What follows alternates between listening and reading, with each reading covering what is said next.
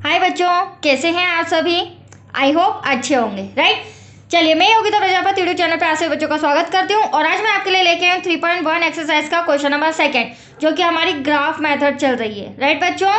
तो चलिए करें स्टार्ट। हाँ, स्टार्ट करने के पहले एक बात और कहना चाहूँगी, अगर मेरे वीडियो समझ में आ रहे हैं, समझ में आ रहे हैं तो प्लीज़ लाइक शेयर करना ना भूलिएगा, राइट। ये इतनी मेहनत मैं आप सभी बच्चों के लिए कर रही हूँ, ठीक है।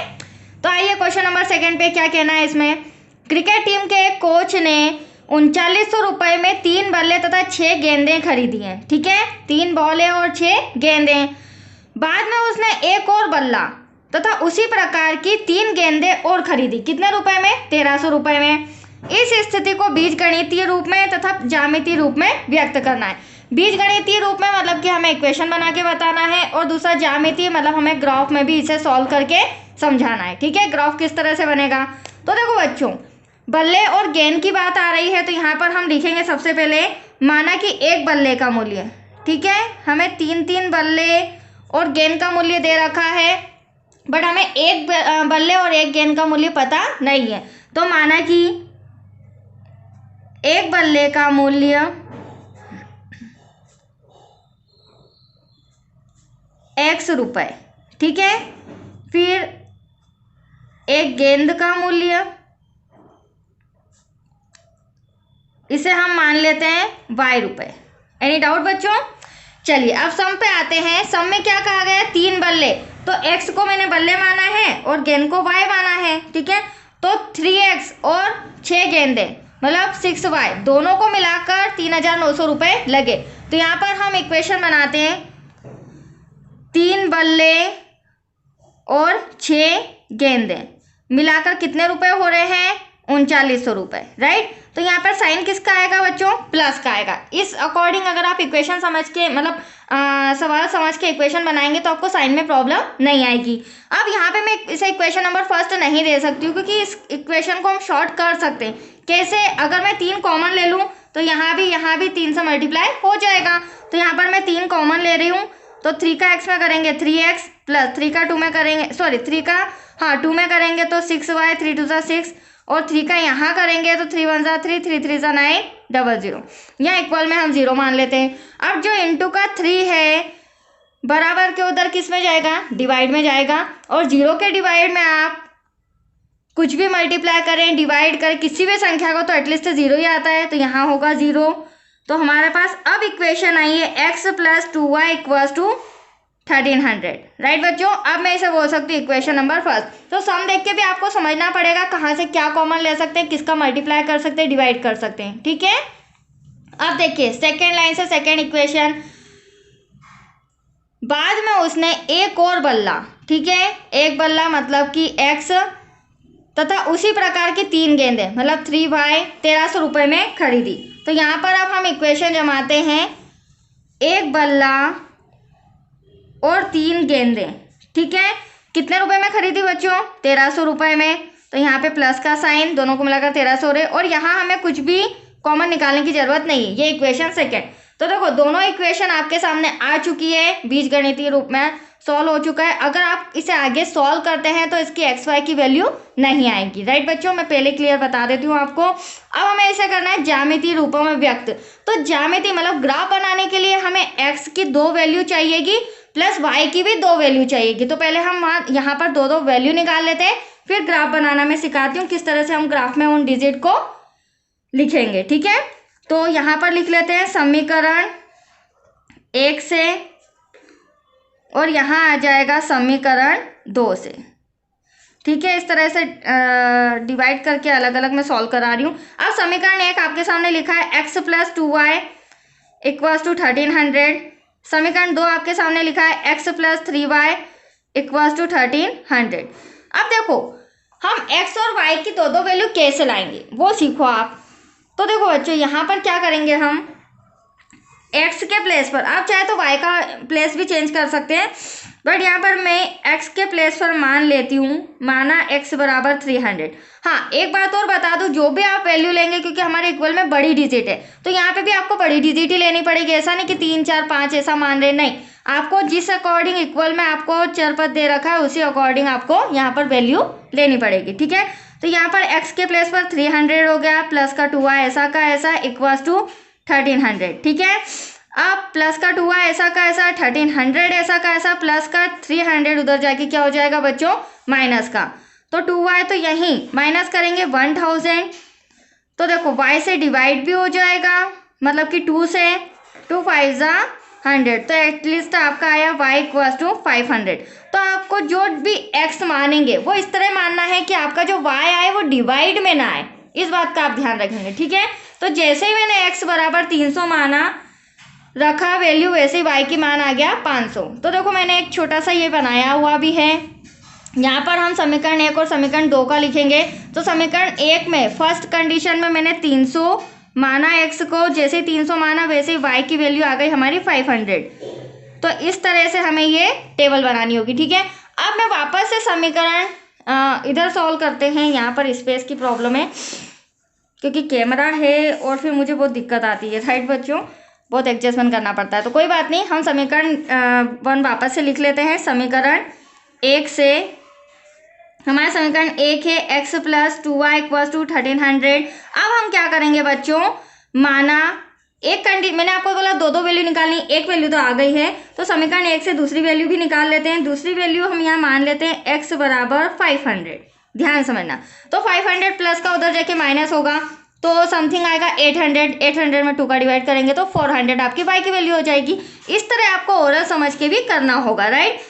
जरूरी नहीं आप 500 रखिए, आप 600 700 एज यू विश ऐसे भी रख सकते हैं, बट जितना छोटा डिजिट लेंगे उतना आपके लिए बेटर रहेगा। 2y ऐसा का ऐसा 1300 ऐसा का ऐसा प्लस का 500 इधर आके माइनस का 2y ऐसा का ऐसा 1300 में से 500 गया तो एटलीस्ट आपके पास बचा 800, भाई वहीं का वही इंटू का 2 कहाँ जाएगा बच्चों डिवाइड में 400, तो एटलीस्ट y इक्वल्स टू आ गया हमारा 400। तो ये सेकेंड मान भी आ गया है। जैसे ही हमने x बराबर 500 रखा वैसे ही हमारी y की वैल्यू आ गई है 400। एनी डाउट, क्योंकि ये टेबल अभी हमें ग्राफ में काम आएगा इसलिए मैं टेबल बना के रख रही हूँ, ठीक है। अब समीकरण 1 तो कंप्लीट हो गया, अब हमें जरूरत है समीकरण 2 की। तो समीकरण 2 मैं यहीं पर सॉल्व कर लेती हूँ पार्टीशन करके। समीकरण 2 हमारा क्या है, x plus 3y equals to 1300। अब यहाँ पर भी हम क्या करेंगे बच्चों, मान लेते हैं, आप y की वैल्यू भी मान सकते हैं, ऐसा जरूरी नहीं है, ठीक है। मैं दोनों तरीके से आपको समझा देती हूँ। यहाँ पर अब 1300 यहाँ पर भी है तो उसी अकॉर्डिंग बड़ी डिजिट लेनी पड़ेगी।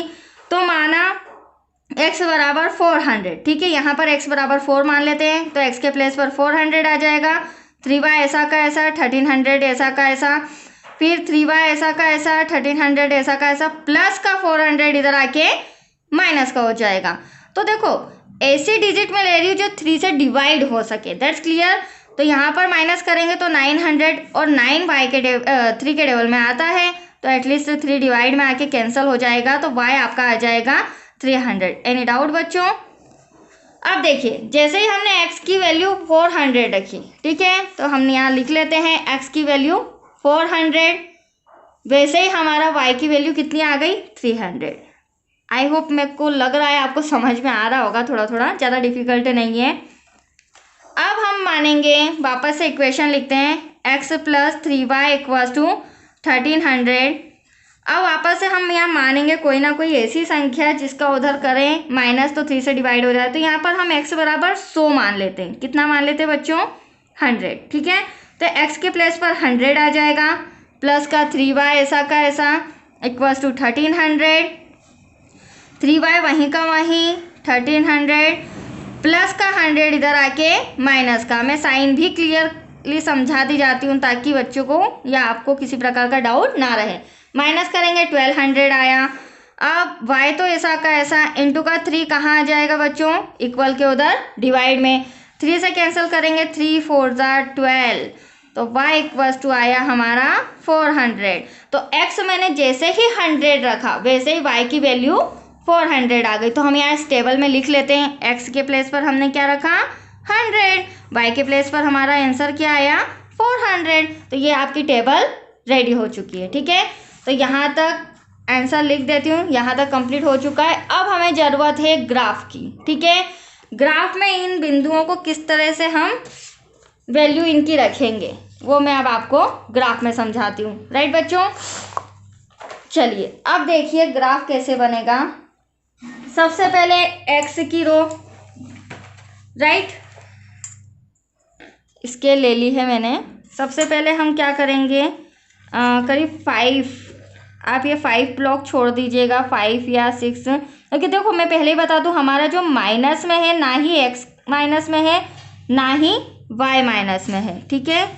दोनों के आंसर हमारे माइनस में तो आ ही नहीं रहे, बट फिर भी ग्राफ बनाना है हमें, तो हम क्या करेंगे, प्लस वाली डिजिट हमारे पास ज़्यादा है, राइट, तो माइनस की डिजिट है ही नहीं, फिर भी हमें शो तो करना पड़ेगा क्योंकि माइनस की डिजिट वहाँ पर नज़र आए। राइट बच्चों, तो माइनस की छोटी सी लिए मैंने 5 डॉट तक ही लिए, हमें ज़्यादा आगे तक जाने की ज़रूरत नहीं।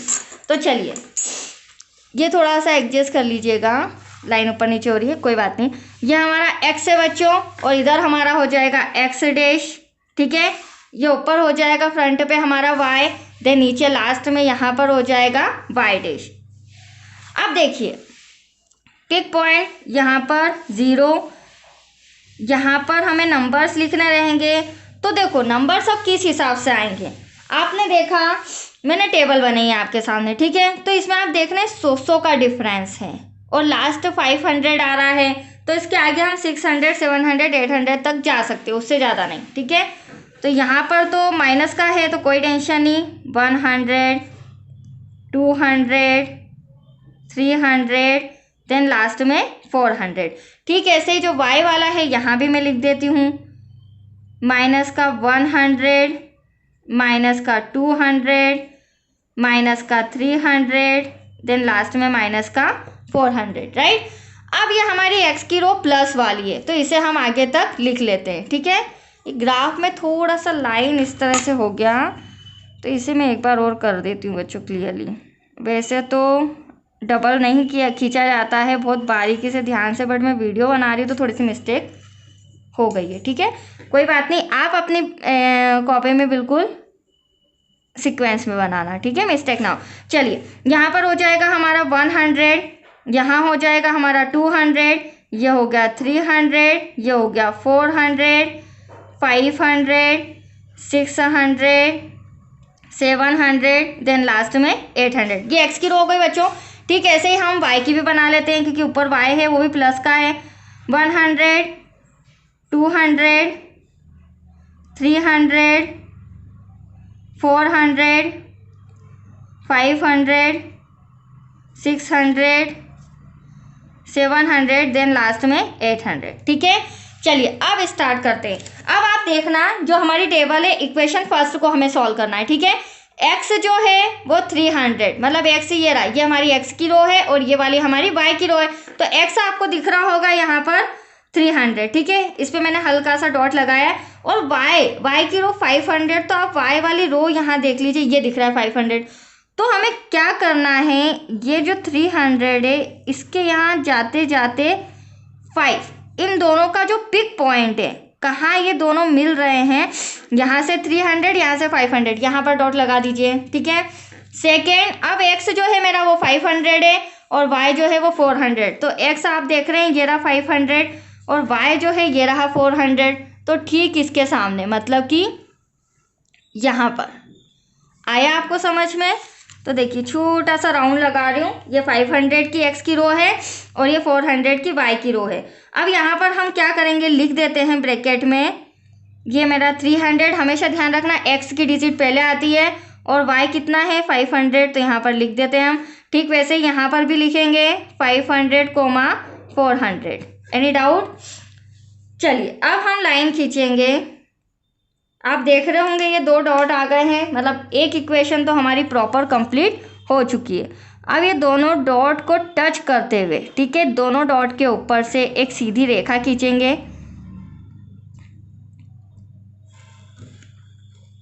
ये इस तरह से, राइट।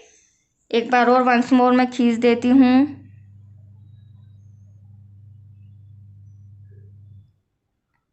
ये देखिए बच्चों, अब इसके ऊपर हम क्या करेंगे, इक्वेशन फर्स्ट। इक्वेशन फर्स्ट हमारी क्या थी वो यहाँ पर मैं लिख देती हूँ। इक्वेशन फर्स्ट हमारी थी x + 2y तो यहाँ पर आ जाएगा x + 2y = 1300, राइट। ये समीकरण 1, इसका मैंने 2 बिंदु बना दिए हैं। अब बारी है समीकरण 2 की। तो देखिए समीकरण 2 में ये रहा आपके सामने 400x का, तो ये रहा 400, और 300y का, तो ये रहा 300। इनका पॉइंट यहाँ पर मिल रहा है, आप देख रहे हैं ग्राफ के अंदर, ये 400 और ये 300, तो यहाँ पर मैं डॉट लगा देती हूँ। फिर हमें बोला है, और यहाँ पर हम लिख भी देते हैं क्या क्या दिया है हमें, 400 देन 300, राइट बच्चों। ठीक ऐसे ही सेकेंड कंडीशन में x हमें 100 दे रखा है और y हमें 400 दे रखा है। तो देखो x और ये रहा हमारा y 400, ये इस तरह से, ये x 100 और ये y 400, तो ये दोनों किस पॉइंट में मिल रहे हैं, यहाँ पर। चलिए अब यहाँ भी हमें लाइन खींचनी होगी दोनों बिंदुओं को मिलाते हुए। ये देखिए बच्चों, ये इस तरह से 2 रेखाएं, 2 इक्वेशन हमारी बन चुकी है। अब ये जो हमारी सेकंड इक्वेशन है, इसको मैं यहाँ नीचे लिख देती हूँ। यहाँ पर हमारी इक्वेशन हो जाएगी x + 3y = 1300। Any doubt? तो ये देखिए, और हाँ यहाँ पर हमने लिखा नहीं है, यहाँ पर हमारा है 100, 400। तो ये आपका ग्राफ कंप्लीट हो चुका है बच्चों। आया आपको समझ में? इसी तरह अगर एग्ज़ाम में भी पूछा जाता है, बस ये है कि इसकी थोड़ी सी प्रैक्टिस करनी होगी, बाकी कोई डिफ़िकल्ट नहीं है। जिस लैंग्वेज में मैंने सिखाया है, समझाया है, उसी अगर अकॉर्डिंग आप सीखेंगे समझेंगे तो किसी प्रकार की प्रॉब्लम नहीं आएगी, राइट बच्चों। तो चलिए आज के लिए इतना ही, कल फिर मैं नेक्स्ट सम जो है उसका वीडियो बनाती हूँ। ओके, तब तक के लिए tata bye bye, thank you बच्चों।